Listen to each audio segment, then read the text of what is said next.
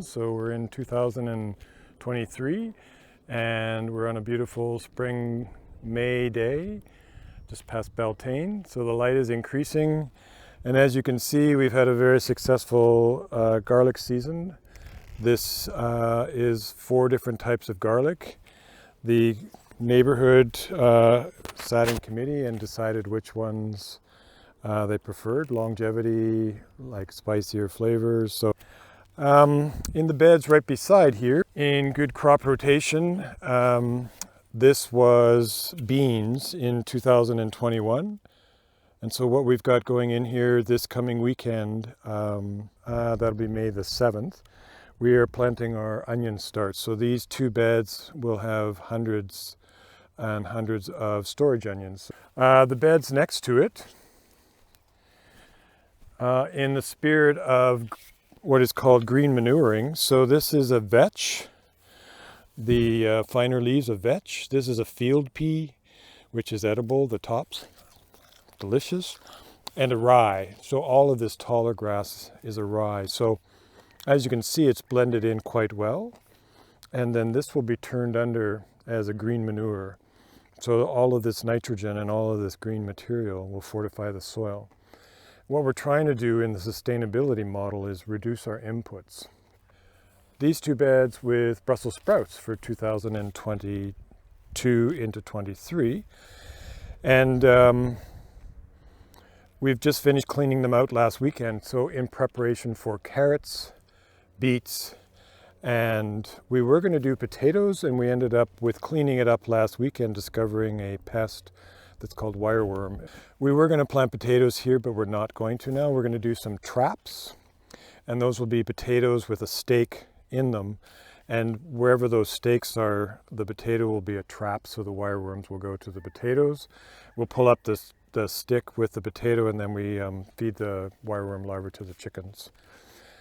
And then this is the completion of what we started last summer in June and planted in July. So these are cabbages that are finishing their life, a winter cabbage. We've been eating the tops with relish. They're delicious, and they are all they're biennial plants, so they're all trying to produce their seed now. So we've been eating these tops, which have made it through the winter, and they're delicious. Very nutty and packed with nutrition. And actually the leaves are croutable too. So I think further into our site, we have a video on kraut making. And so some of the group have been making a looser leafed cabbage kraut with some of these leaves. So kind of a gleaning process, not wasting our food from a plant that's been growing for nearly 12 months. It has a lot of nutrition in it, and if we're bringing food from Mexico or California, we've got all this food right here packed with energy and vitamins that have made it through all the freezing. So they've actually concentrated a lot more of their B vitamins and a lot more nutrition in these leaves. And surprise, surprise, this is always so fun at this time of year.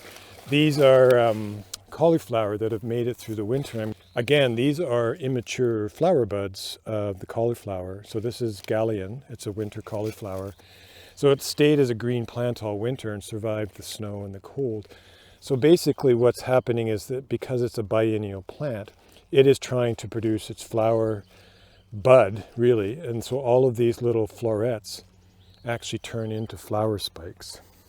And in the row next to it, the final row for the winter garden, is purple sprouting broccoli. This really gives you an idea of how fertile our soil here is in this garden. These are seeds that were put in drills. So this was done on Sunday, and we're at Tuesday. So that's remarkable. Perfect timing. There was a bit of rain last night. The beds, you can see, have a bit of moisture in them, and the rye seeds were put in with a seeder, and they're up and at it already. So these areas will be getting a little bit more cover cropping and rotating, so turning it under.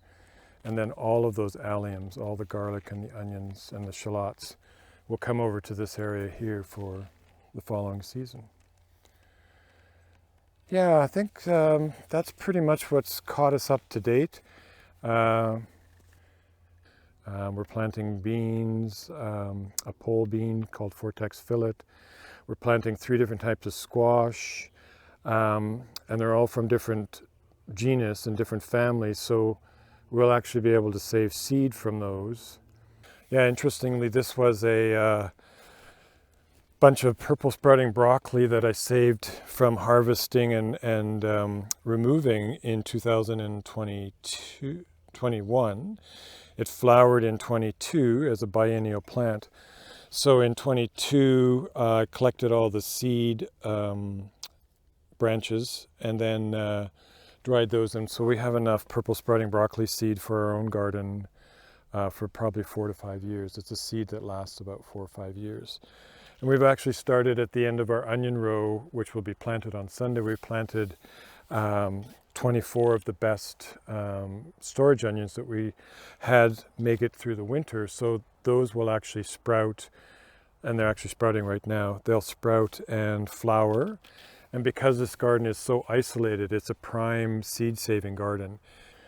Yeah, I think that catches everybody up to date with our 2023 neighborhood garden. It's looking really good. And it's amazing what many hands do. We're in pretty good shape for getting these beds cover cropped and getting them to build up some nutrients for the 23-24 season for planting onions and garlic. So yeah, we're pretty excited.